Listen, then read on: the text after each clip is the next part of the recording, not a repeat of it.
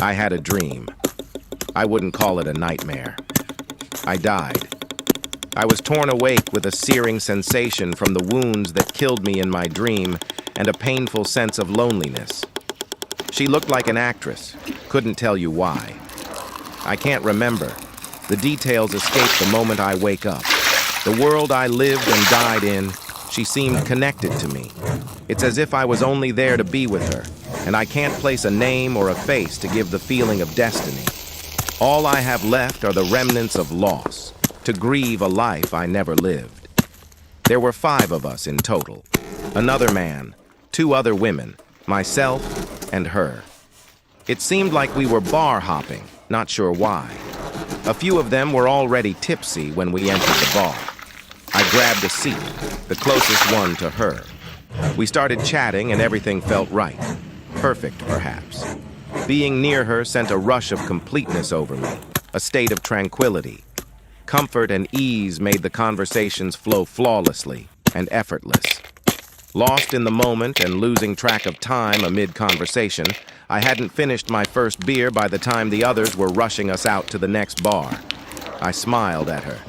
She looked back at me with a smile that could light up the night in the absence of the moon. I grabbed her hand. She held mine tight as we walked out together. The night could have ended there. I would have been happy and content, but it didn't, and tragedy couldn't have struck sooner. I was the most sober out of the group, not having finished a single beer. I should have been the one to drive. The other man took that role. My only guess is that it was his truck we were all hopping into. I sat in the back behind the driver.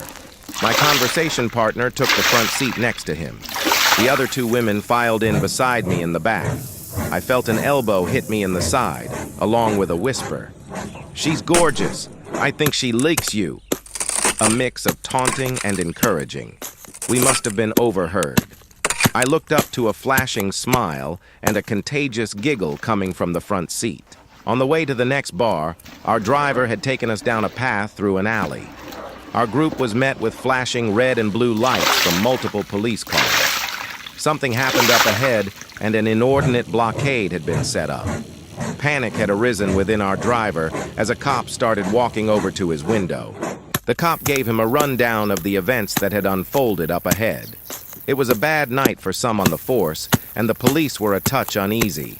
As soon as our driver began to respond with his niceties, he was cut off by the officer. "Whoa! You need a breath mint there, bud!" Dazed and confused, our driver didn't understand. "I can smell the liquor on you. I'm going to need you to step out of your truck." Still, in a panicked state, the driver put the truck in reverse rather than park and climbed out in a hurry. We started moving backward at an alarming rate, running over something on the way. I reacted quickly. I hunched over the center console and slammed the truck into park. Relief washed over me being out of imminent danger, but that feeling didn't last. I looked up. The cop was furious. Another cop lying in the alley, a pool of blood beneath him, crushed by the truck. I see a holster unsnap, a gun drawn, a bright flash. Our driver was dead. Struck with fear, I pause. I'm not sure what to do next. Policemen line up around the truck. The women cry out in pleas and horror. The fear is so thick you'd need a chainsaw to hack through it. Without a moment to process, I hear a shout from an officer, "Just take them all out." Roars of gunfire, a mist of blood and glass shatters my world. I'm hit, but I'm alive. A ringing deafening me. Frozen for a moment, I can only just realize what happened. I look around. 3 lifeless bodies, seats painted in blood, a silence of tragedy. I look at her, one last time. The moon, my moon, lost to me. What remained was a hole larger than the bullets could ever manage. The ringing stops. I hear someone curse at us with rage before opening fire on us once more. I feel a burning sensation fill my throat as I start to slip away. My grip on that life faded back into my reality.